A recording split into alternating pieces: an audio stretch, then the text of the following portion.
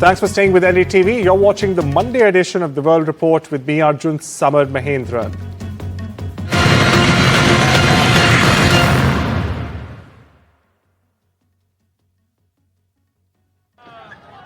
A top story this Monday: after 3 days of protests and over 120 arrests, viewers, Los Angeles is still on the edge. And now federal boots on the ground with 500 Marines awaiting deployment orders. But how did things get out of hand and what really happened? Well, it started Friday morning with agents in camouflage swarming the government district, targeting undocumented workers. And what followed was utter chaos. Protesters clashed with police, eggs flew and tear gas answered. By Saturday, the unrest spread to Paramount, a working-class city with deep Latino roots. It is now the frontline, viewers. Sounds of flashbangs going off, rubber bullets zipping, and screams being arrested by federal agents fill the air. Then came Sunday. President Trump federalized the California National Guard. 2,000 troops ordered in without any state approval. In the first time in 60 years, a president has bypassed a governor to do it during civil unrest. While Governor Newsom called it unlawful, Mayor Karen Bass termed it a dangerous escalation. Meanwhile, both demanded the guard to be returned to state control. Meanwhile, crowds massed outside the Metropolitan Detention Center by Sunday afternoon. Tear gas filled the streets. Protesters held their ground with no signs of stopping. The White House, well, it calls them violent mobs. President Trump is calling it a rebellion.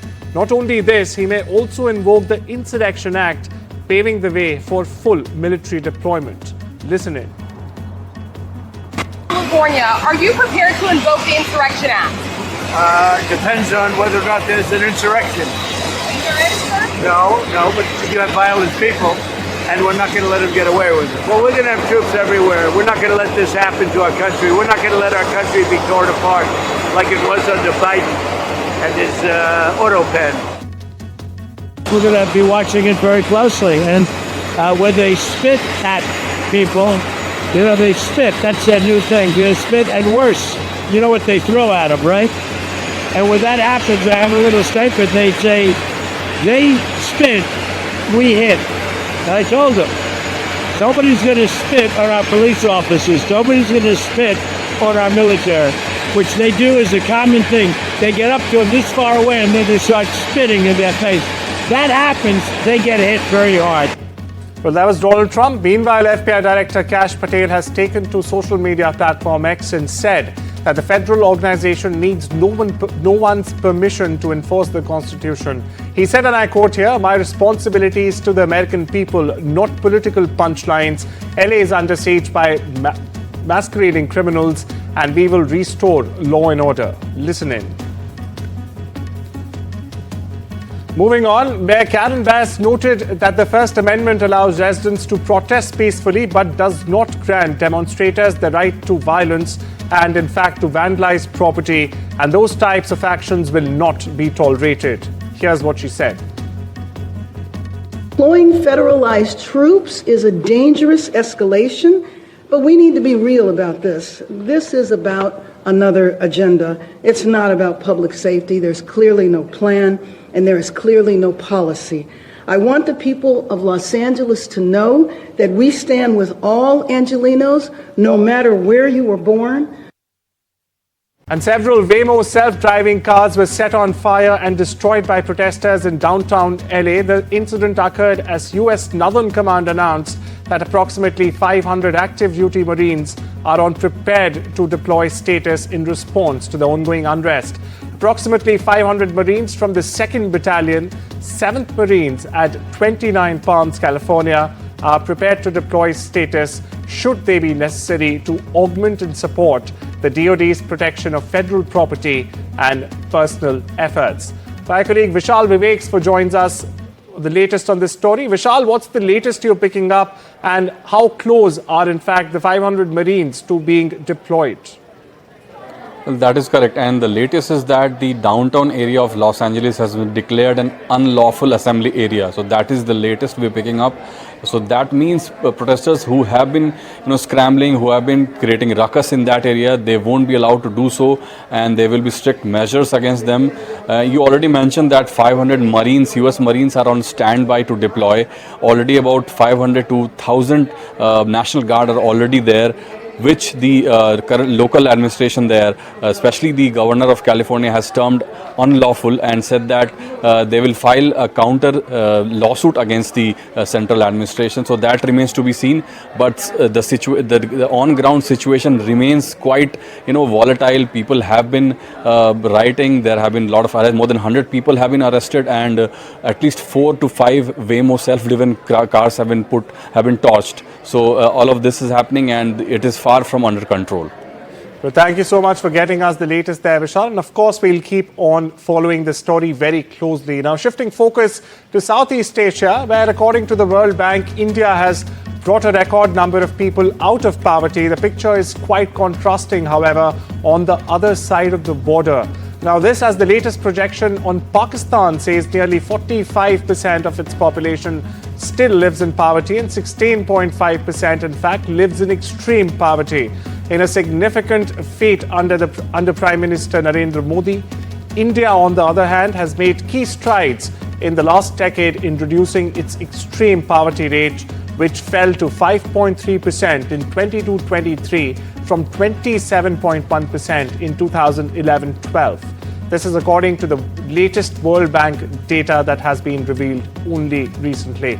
Now, about 75.24 million people were living in extreme poverty in India during 2022-23. It's a massive dip, viewers, of course, from the 344.47 million back in 2011-12.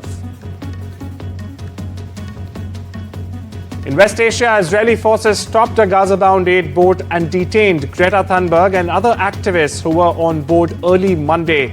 Now, they were enforcing a long-standing blockade of the Palestinian territory that has in fact been tightened during the war with Hamas. The Freedom Flotilla Coalition, which had organized this voyage, said the activists were kidnapped by Israeli forces, while trying to deliver desperately needed aid to the territory.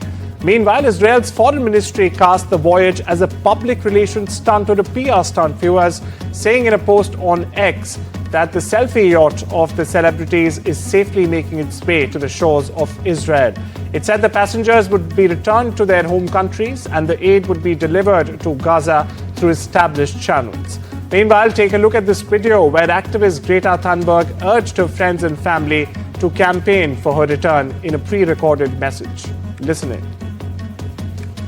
I urge all my friends, family and comrades to put pressure on the Swedish government to release me and the others as soon as possible.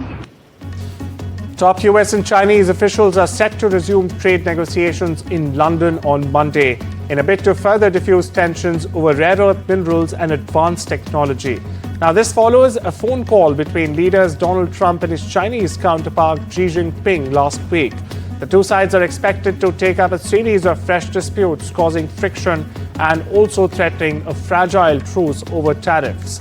The two countries have exchanged barbs over advanced semiconductors that power AI, rare earths that are vital to car makers and other industries, of course, and Trump's ban on visas for Chinese students at American universities.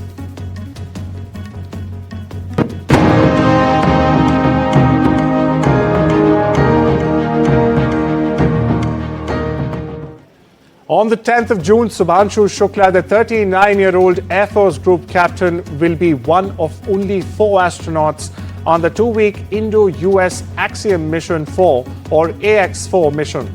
India is poised to make a historic return to space as Group Captain Subhanshu Shukla, an Indian Air Force pilot and astronaut, will take off as a part of Axiom Space's AX-4 mission. He, along with 3 other astronauts, will leave from the Kennedy Space Center in Florida on the 10th of June, around 5:52 Indian Standard Time, to the International Space Station, or the ISS, that they will dock in 28 hours on June 11th. For his family back in Lucknow, meanwhile, it's a matter of both pride and anxiety. His family is praying for a successful mission, as it will make him only the second Indian astronaut to pilot a space flight since Wing Commander Rakesh Sharma's 1984 mission. The Russian Defense Ministry said in its latest round that units in the 90th Tank Division of the central grouping of the Russian forces had reached the western frontier of Donetsk region and were in fact moving westward in the neighboring Dnipropetrovsk region. In response, the General Staff of the Ukrainian Armed Forces on Sunday denied Russia's claim, accusing Moscow of spreading disinformation to create tensions among Ukrainians. Now, despite the ongoing hostilities, both sides announced on Sunday that an exchange of the bodies of fallen soldiers was expected to take place in the coming days. Pope Leo XIV criticized the surge of nationalist politics movement in the world as he prayed Sunday for reconciliation and dialogue. It was a message in line with his pledge to make the Catholic Church a symbol of peace. The Pope further celebrated Sunday's Mass in St. Peter's Square in front of tens of thousands of faithful. He also asked the Holy Spirit to break down barriers and tear down walls of indifference and hatred. The Pope did not name any specific country or politicians. Listen into what the Pope said.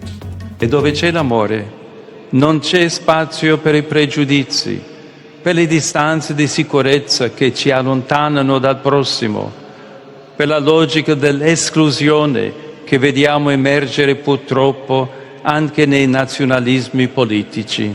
Invochiamo lo spirito dell'amore e della pace, perché apra le frontiere, abbatta i muri, dissolva l'odio e ci aiuti a vivere da figli dell'unico Padre che è nei cieli. Tens of thousands of people on Sunday gathered in central Madrid to protest against Spain's socialist Prime Minister Pedro Sanchez. They're demanding an early election as his party, administration and family continue to be corralled by a succession, in fact, of corruption allegations. The Partido Popular, or the Popular Party, called for the rally under the slogan Mafia or Democracy in response to the alleged corruption scandals involving Sanchez's political allies and even family members.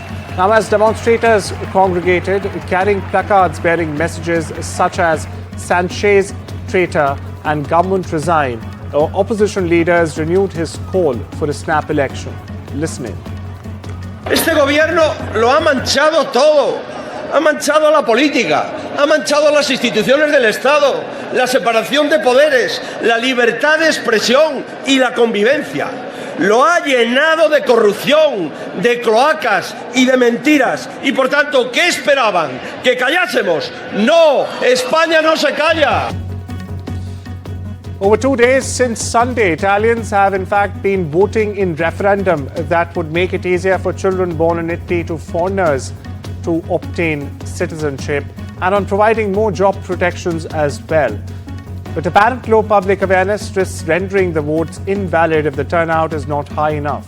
The news rules, if passed, could affect about 2.5 million foreign nationals who still struggle to be recognized as citizens. PM Giorgia Meloni, meanwhile, who was seen at the polling booths, did not cast her ballot in the referendum proposed by Italy's main union and left-wing opposition parties.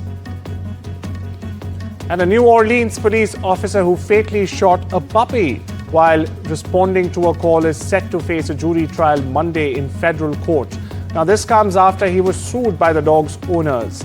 Multiple internal investigations by the New Orleans Police Department, or the NOPD, found the 2021 lethal shooting of the 18-week-old, 22-pound or 10-kilo rescue dog Apollo to be in violation of the policies and unjustified.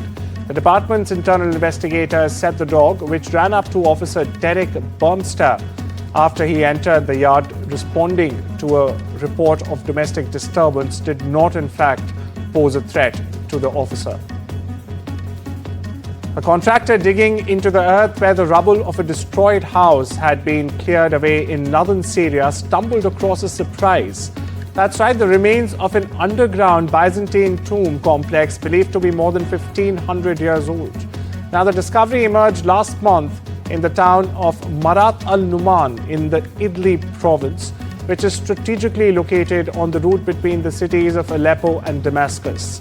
The community became a touch point in the nearly 14-year-old Syrian civil war that ended with the fall of former President Bashar al-Assad in a lightning rebel offensive in December 2024.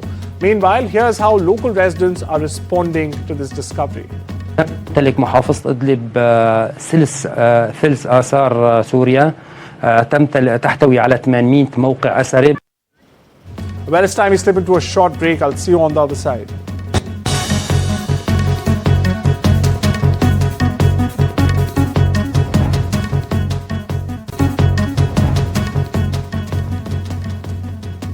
Welcome back. You're watching the World Report on NDTV. Now on to some business news. We begin with China, whose outbound shipments of rare earths in May jumped 23% on the month to their highest in a year. However, Beijing's export curbs on some of the critical minerals halted some overseas sales, with shortages rippling through global manufacturing.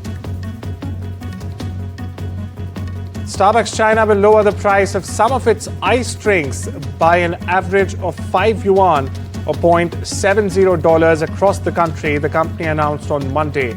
Now, the move comes as competition intensifies and consumers become more cautious about spending.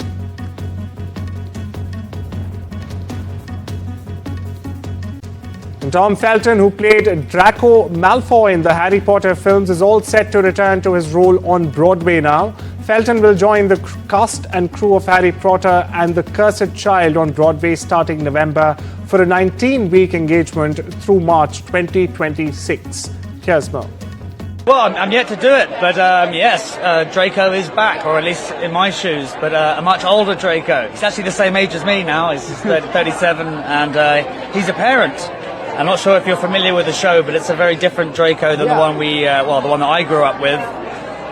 So I'm excited to relive it, but also to move forward with a whole other chapter of his life. Well, that's all we have for you on this Monday edition of the World Report. Take care and have a wonderful day.